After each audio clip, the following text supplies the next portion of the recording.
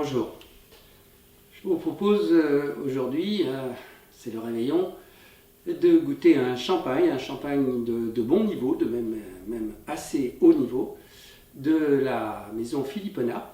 Il s'agit de la cuvée 1522, Grand Cru Extra Brut en millésime 2015. Mais avant tout, je voudrais préciser des choses sur le champagne en général, qui fait suite à la première vidéo que j'avais faite sur le champagne blanc de noir, Baudry. Je vous ai parlé donc de la structure du négoce avec les récoltants manipulants, les négociants manipulants, et puis en commentaire, j'avais parlé des marques auxiliaires. Finalement, je me suis rendu compte que j'ai oublié autre chose qui représente une partie importante du commerce champenois, c'est les coopératives manipulants. Les initiales sont donc CM suivi d'un numéro. Il faut regarder ça de près sur la bouteille. Les coopératives, elles ont le même mode de fonctionnement que dans les autres régions de France et elles peuvent manipuler des quantités considérables. J'ai récemment goûté la marque Palmer, qui n'a rien à voir avec le cru classé de Marco à Bordeaux, j'ai goûté la cuvée de base et qui, à vrai dire, n'a rien d'extraordinaire. Plus récemment, le champagne Collet aussi, qui avait pour lui une certaine originalité, avec un nez très frais, un peu mentholé, de pommes vertes. Mais l'affinage, j'ai trouvé un petit peu rustique. C'était la cuvée Art déco. Mais il existe une énorme structure qui est en fait une sorte de coopérative qui s'appelle Nicolas Feuillat et qui, jusqu'ici du moins, faisait du bas de gamme et vendait des quantités considérables aux grandes surfaces. Aujourd'hui, ils prétendent changer radicalement de politique et s'orienter vers le haut de gamme. Je leur souhaite bonne chance parce que faire bouger les lignes dans cette région, c'est compliqué. Pour vous dire à peu près les quantités incroyables que manipule cette société, ils sont en deuxième position dans les plus gros volumes, après le groupe LVMH, dont je vous ai déjà parlé, qui lui, bien sûr, se situe dans le haut de gamme. Et en troisième, on trouve le groupe Laurent Perrier. La marque Filipona, c'est une maison de négoce qui, bien sûr, a ses propres vignes, une quinzaine d'hectares, ce qui est déjà pas mal, avec le célèbre Clos d'Aiguas sur environ 5 hectares qui constitue leur cuvée très haut de gamme. Là, il s'agit d'un milieu de gamme, dans une grande maison, et ça va quand même dans les 90 €, il ne faut pas rêver, vu qu'aujourd'hui, la cuvée de base est à 35 € facilement, voire un peu plus. Quelles sont les caractéristiques de ce champagne Filipona? Eh bien, disons que la maison aime beaucoup le pinot noir et que donc leurs champagnes sont majoritaires en pinot noir.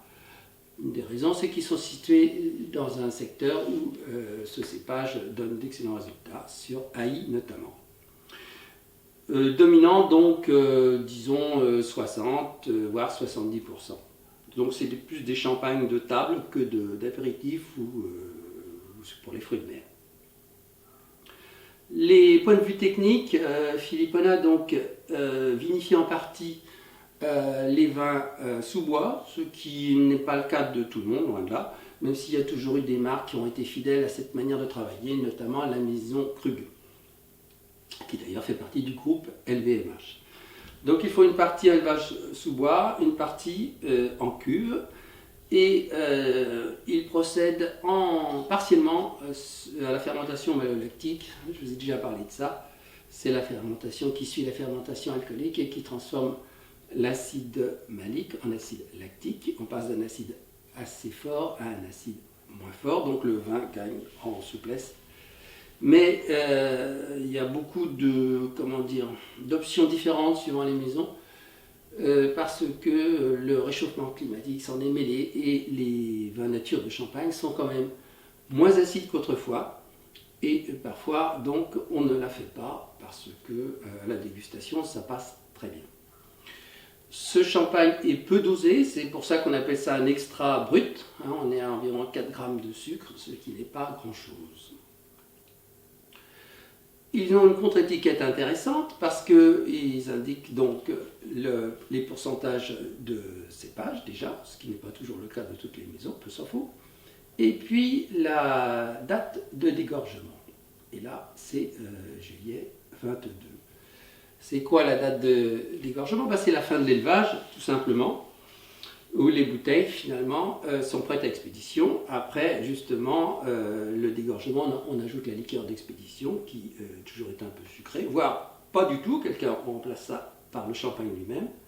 Et là, on a ce qu'on appelle des bruts zéro non dosés. Donc ces précisions donnent une image exacte du temps d'élevage. On est à un millésime 2015, ça a été dégorgé en juillet 22, on n'est pas loin de 7 ans.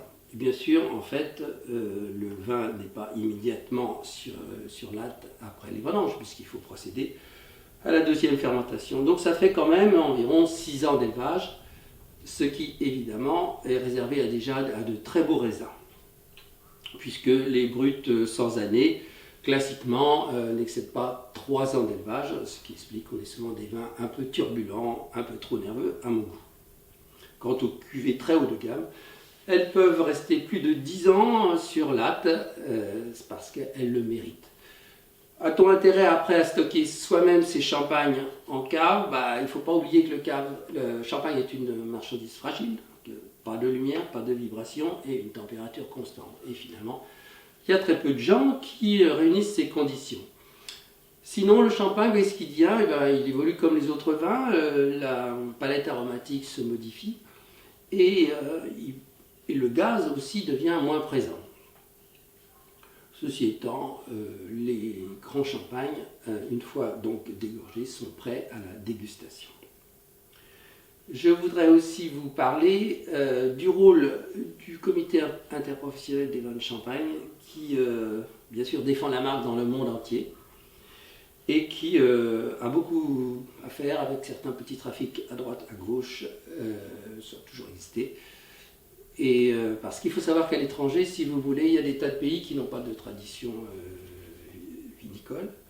Et les gens dans ces pays-là utilisent le mot champagne pour désigner n'importe quel vin mousseux auquel ils ont accès dans leur pays. Et évidemment, tant que le mot champagne ne figure pas sur l'étiquette, ce n'est pas un problème. Sinon, il s'agit bien sûr d'une fraude. Enfin, avant de goûter ça, un petit retour en arrière, très en arrière, pour vous parler de la crise du phylloxéra à la fin du 19e siècle qui a détruit les vignes françaises, avant qu'on comprenne qu'on peut les surgreffer sur des porte-greffes américains parce que l'insecte, lui, ne pouvait pas attaquer ces systèmes radiculaires. L'insecte est parti du Gard, il a remonté tout le vignoble français par dissémination éolienne naturellement. Mais il y a eu deux limites, les sols sablonneux, qui ne plaisaient pas du tout, notamment dans le secteur des Landes, et puis le froid. Or, arrivé en Champagne, l'insecte, il a quand même eu un froid aux ailes, parce qu'à l'époque, le climat était très froid en Champagne. Et donc, au début du XXe siècle, on a replanté l'ensemble du vignoble, et notamment en Champagne, mais on a conservé quelques vignes françaises, donc non surgreffées. Et c'est aujourd'hui la maison Bollinger qui détient l'exclusivité de cette parcelle. Ils vendent donc une cuvée qui s'appelle Vieille Vigne française, naturellement, et qui vaut des prix ahurissants, ça dépasse les 1 000 euros. Je raconte ça parce que c'est intéressant qu'on ait conservé ces vieilles vignes, parce qu'elles montrent que le surgreffage sur les porte-greffes américains est une parfaite réussite. Sinon, on trouverait ça, donc ces vieilles vignes françaises absolument délicieuses, et ce qu'on produit aujourd'hui, très médiocre, ce qui n'est pas du tout le cas. Nous allons donc, alors oui, je précise bien sûr que quand vieille vigne française, il ne s'agit pas du tout des cèpes qui ont été plantés au début du XXe siècle, parce que les cèpes ne sont pas éternels. Donc on les remplace en conservant cette sélection bassale, parce qu'à l'époque il n'existait que ça. Et donc ce sont des vignes tout à fait authentiques. Et qu'on bichonne et qu'on surveille de près. Pourquoi? Parce que l'insecte phylloxéra, il existe toujours. Mais donc il ne détruit plus les vignes. Nous allons donc goûter ce champagne Philippona, voir où il en est.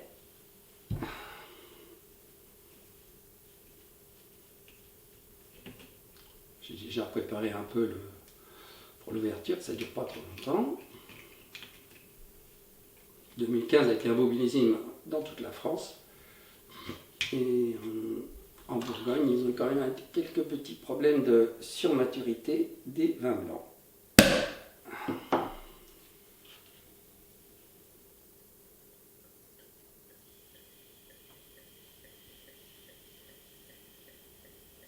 Donc, en coulant le vin, là, on sent déjà les aromas. Belle robe dorée, sans reflet vert. Elle est vraiment intense. Sur l'écorce d'orange, de citron, de poire, des arômes un peu qu'on retrouve dans le chardonnay bourguignon. Des notes plus vineuses, avec des petites notes un peu de pain grillé qui est certainement dû à l'élevage partiellement en sous-bois. Des notes fines un peu beurrées, très jolies.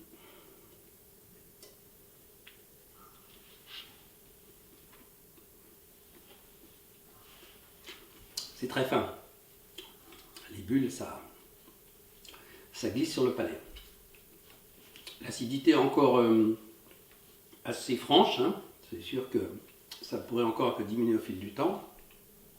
Très, très agréable à boire, avec une petite charpente. C'est pas un champagne pour des fruits de mer, hein. Mais je trouve que c'est un très bel équilibre. C'est un style finalement qui n'est pas si fréquent que ça. Donc, j'espère que vous allez passer un bon réveillon. Et en tout cas, je vous retrouverai bientôt pour une autre dégustation. À bientôt.